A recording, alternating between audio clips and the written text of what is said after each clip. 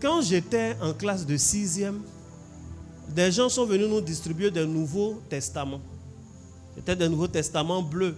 Mais ce Nouveau Testament, quand vous prenez le psaume 119, le psaume 119 est regroupé en plusieurs strophes, en plusieurs paragraphes. Et avant chaque paragraphe, il y a une lettre. Au début, on met Aleph et il y a un paragraphe. Après Bet, il y a un paragraphe, ainsi de suite, Guimel, etc. Amen. Amen. Et dernièrement, je voulais enseigner mes pasteurs sur ça. Je fais sortir la Bible, les Aleph là ont disparu. Amen. Bon, il faut prendre ta Bible. Pendant qu'on y est, prends Psaume 119. Et puis dis-moi, ça commence par quoi? Ça va commencer par heureux. Ça commence par heureux, non? Alors que dans la version originale, ça ne commence pas par heureux.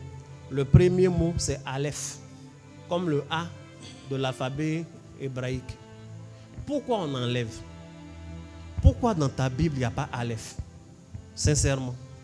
C'est pour faire quoi? Garder un peu de place. Mais le seul mot Aleph là, ça ne prend pas trop de place. Dans les applications même, ils ont supprimé le Aleph. Pourquoi ils ont supprimé le Aleph? Ça fait que l'application pèse trop? Non. Mais il n'y a plus Aleph dans la plupart des Bibles, dans la plupart des versions. Ils ont enlevé. Le découpage de ce psaume, de ce long psaume, c'est le plus long chapitre de la Bible quand même. Il est long, on ne s'est jamais plaint. Mais pourquoi on enlève le premier mot? Parce que quand tu lis, il y a Aleph. C'est écrit Aleph dans ma version que j'ai ici. Aleph, heureux ceux qui sont intègres, etc. Tu vas te poser des questions sur ce Aleph-là. Pourquoi il est là? Ça sert à quoi? Et en te posant des questions, tu vas faire des recherches. Tu vas approcher un homme de Dieu et tu risques de découvrir des secrets spirituels. Pour couper coup, des gens ont enlevé. Donc tu ne peux pas te poser de questions. Donc tu lis comme ça, heureux, et depuis tu n'es pas heureux. C'est pas correct.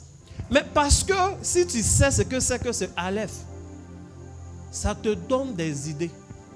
Parce que comme la plupart des anciens alphabets, chaque lettre a des caractéristiques.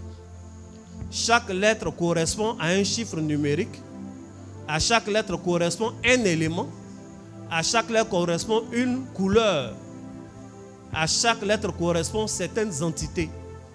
Donc, si on laisse et qu'un jour tu découvres ça, tu sauras que cette première portion-là, par exemple, si je me mets dans une telle couleur pour réciter ce psaume-là, c'est alors que ça va agir. Mais ils ont enlevé, non, tu ne sais pas.